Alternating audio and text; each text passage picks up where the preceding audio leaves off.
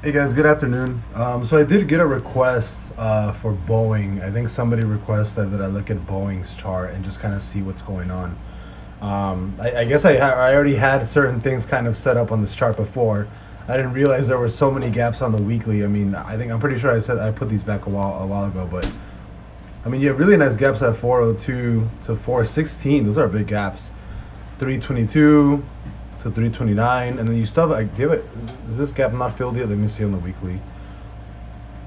Yes, I have a really big gap between like 150, like 159, 160, all the way to highs of 172. I mean, those are pretty big gaps. But again, um, you really only see those gaps. You have one gap on the low side and then two more on the high side. But I looked at the daily, and daily is weird. I mean, to be completely honest, daily. I mean, look at all these gaps that it has. There's definitely something going on with BA as opposed to jumping pre-market or aftermarket. A lot of the moves for BA definitely tend to happen pre or aftermarket just because of all these gaps that get created. Um, but overall, from what's happening right now, where I think the trend is headed, I mean, we can see just on regular price action, right? Like what happened back since the pandemic, right? Since back in February of 2020, March 2020, yeah, around this level. So, I mean, what's been happening, right? You've been creating higher lows, so or a lower high, right? So lower high, lower high, lower high, lower high. It looks like lower high right here. But what just happened for the first time in BA for the last year or so, right? So you had a high, a bit of a higher high, another higher high, and I mean you had the start right here. You had the high right here. You had the start back in the week of March 23rd, right? So you had high, higher high, higher high, higher high, and guess what happened back in the week of what? June 1st. You had that first price action of a new higher low.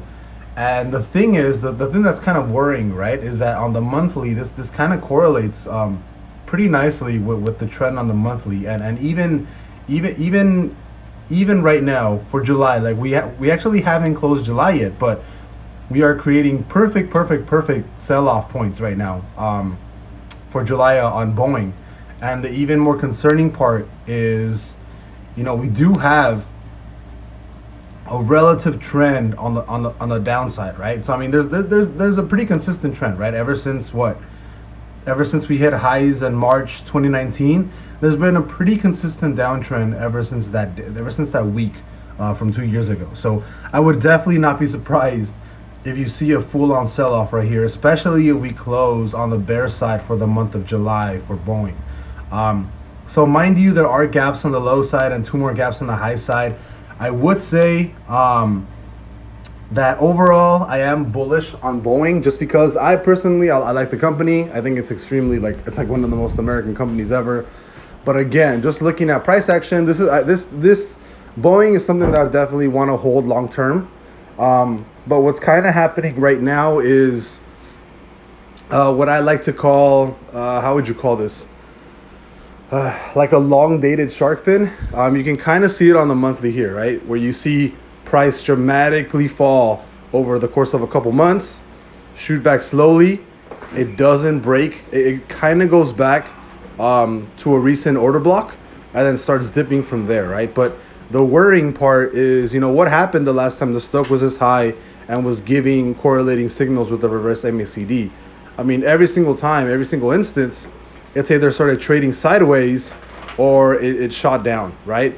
Every single time. So you can basically go back.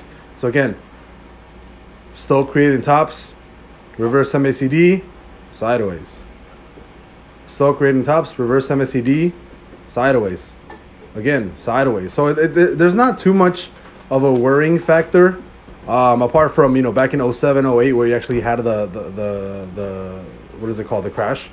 But so the monthly, I would kind of consider that bearish close more of a sideways concern as opposed to having it trade down, right?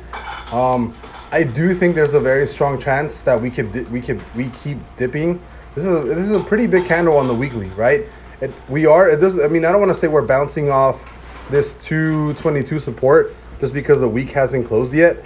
And just looking at regular Just looking at regular price action, it seems like if this does break, I can easily see us going back to like 204, 192-ish levels, just on what's about to play out. So I mean, on all time frames, we're looking pretty bearish.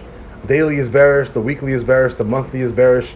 I mean, if we can go down a little bit, on the hourly chart to just kind of look at a kind of a deeper time frame, or kind of like on the lower side, every single push to the upside has been generally in I don't want to say inconsistent, because they have been pretty consistent moves up, right? Like they all seem like to be like around the same range towards the upside. But look at every single push to the downside.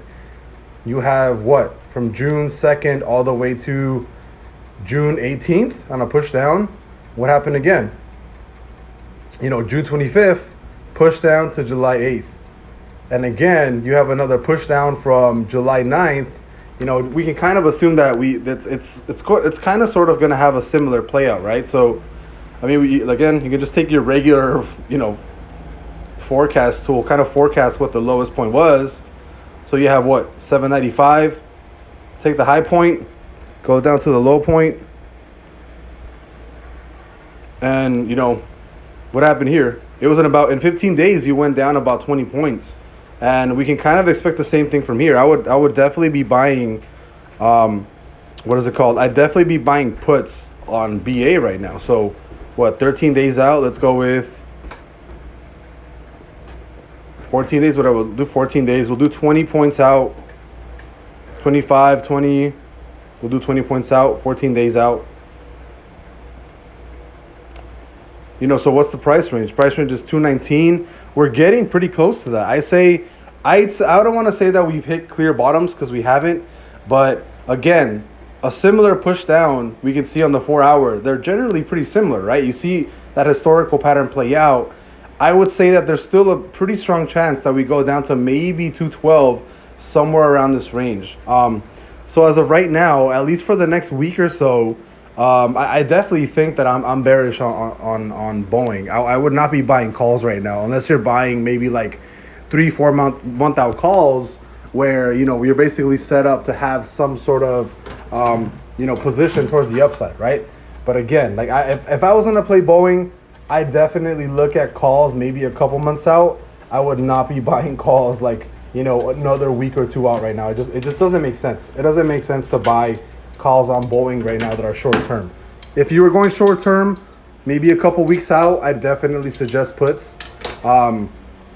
If you're looking at Boeing for a long position, I'd definitely go with calls, but maybe like 6 months out for something like 240, 250, 270 for Boeing or so. But again, but again, everything on Boeing does look, I don't want to say 100% bearish, but for the most part, every single time frame does look bearish to me. Like, there's no reason why I would want to be buying right here, especially for a very long position, right? If I was actually going to buy Boeing for an actual long position that I would hold for years, I wouldn't actually buy till maybe it goes down to 192, if it does that, right? Or it has to fill this gap eventually. It has to fill this gap at 158 to 172. Like, it has to go down, and it still needs to go down from where it is right now. To actually fill the full gap, it has to drop about 30%. At some point, it's going to do that. At some point in its life. 95% chance that Boeing is going to end up closing this gap eventually. I'm not saying it's going to close tomorrow or a week from now, but gaps always close. There's like a 95% chance that they're always closed. It's Wall Street lore. It's just a thing. Nobody knows why. I don't know why, but they just have a high likelihood of closing for whatever reason, especially when you have such a high gap of, I don't even know how big this gap is, to be honest. Like, it looks pretty big though. So what would this gap be? What size is this? This is an almost 10% gap. I can guarantee you that this is gonna get filled, especially for something this size.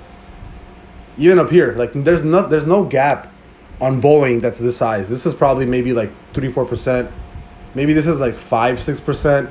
But this is an almost 10% gap right here on Boeing. I mean, again, I would argue that Boeing has a stronger chance of filling this gap at 158 before rebounding, bouncing off of this, closing this gap, and then closing the one here at like the 400 level. So Definitely shorter term. I'm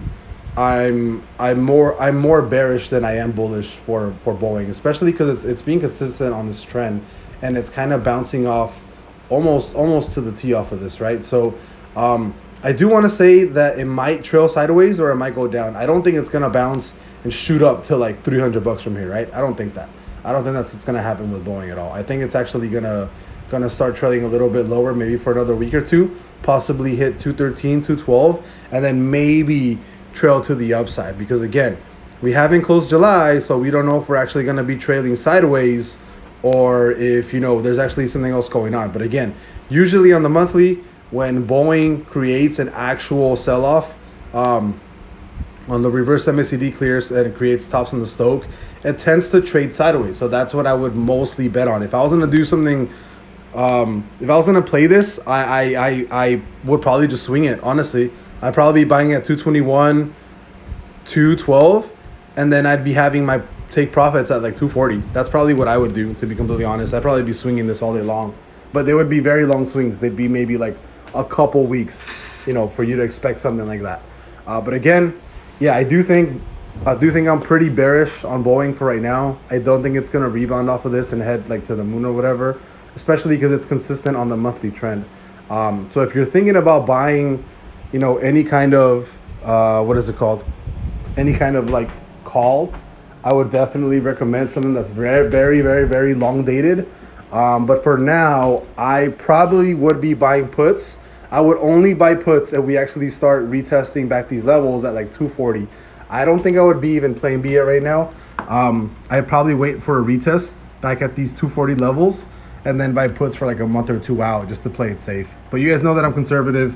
I don't really like doing too much on the YOLO plays. That's kind of what I would do. But so far to me right now, it's looking pretty bearish for Boeing. So I'll see you guys later.